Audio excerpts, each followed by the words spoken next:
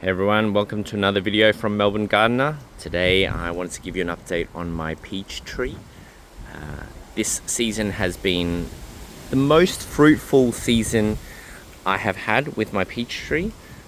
If you haven't seen my previous videos, I do talk, like if you scroll back a few years, I talk about when I planted my peach tree and I give updates every now and then.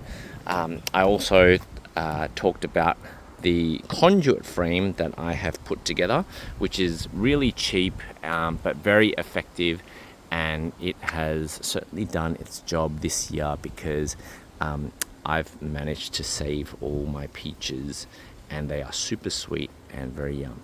So let me show you around inside. So I this year I bought this really I think it's an insect or a fly netting, and it's done amazingly well. I bought it online. It was about it's a 6 meter roll, and I think I got I can't remember how many meters of it, but enough to kind of cover it on 3 sides, and I had some leftover netting and I covered the other side.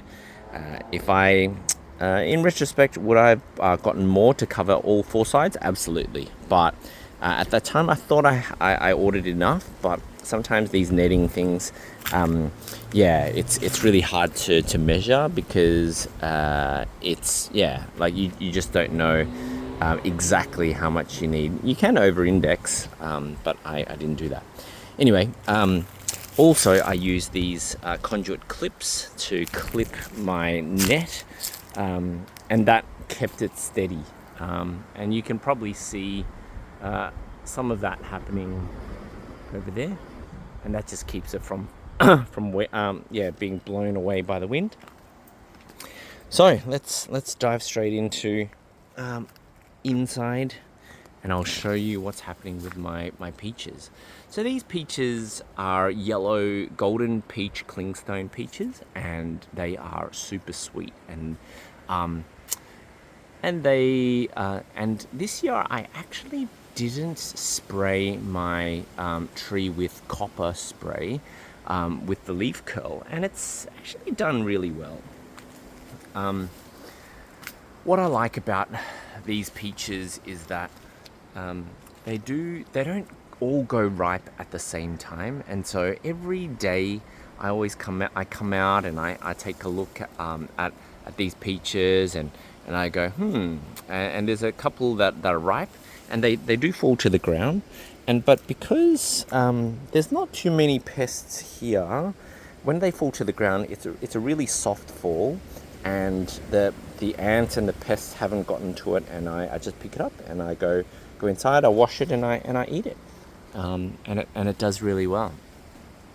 I would highly recommend this peach variety, especially if you're living in Melbourne.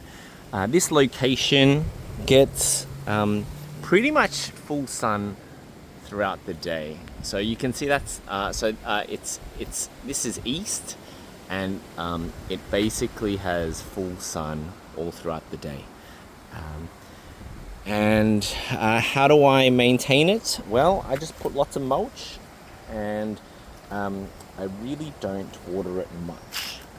When I get a big drought spell, say a week, I do put a little drip line, and I will try and water it really deeply. Other than that, I have not really watered it. Have I fertilized? Yes, to some extent. I've got chickens, and so I do put fertilizer. I put some of their manure down there. How often do I do it? Maybe once a year when I remember. But certainly not systematically, and so it's a very forgiving process. Certainly good for people who have less time, like myself. But yeah, there's lots of fruit just hanging everywhere. Some low, some high. I did try, and when the plant was young, I tried to create like a little inverse umbrella, and so I tried to make it branch out from the middle and not have a single center branch, and I think that's worked well. And I do cut it back. I cut it back in winter when all the leaves and everything are dormant. And that's really just to help it grow to a size that's manageable. So I'll show you where I've cut, and you'll see the marks. Sorry for the camera angles, but yeah, as you can see, there are branches that I have cut, and I have certainly cut to size. So there are peaches everywhere right now, which is great.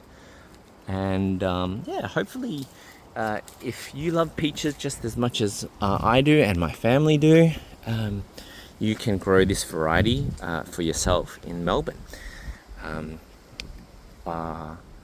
I think that's it. That's the end of the video. Thanks for tuning in, and thanks for continuing to support this channel. Really, it's just a no frills channel. I don't really edit the videos much, and I try to keep it real. Hopefully, it's just different from the other channels where it's heavily edited, and but this is just me and my journey.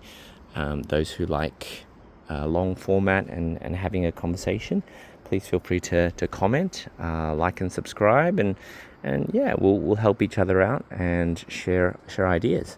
I do reply to pretty much every comment, so look forward to hopefully sharing some of the positives and negatives that I've experienced in my journey, so that everyone else can learn from it and just get better at self-sustainability and growing some fruits and food to eat.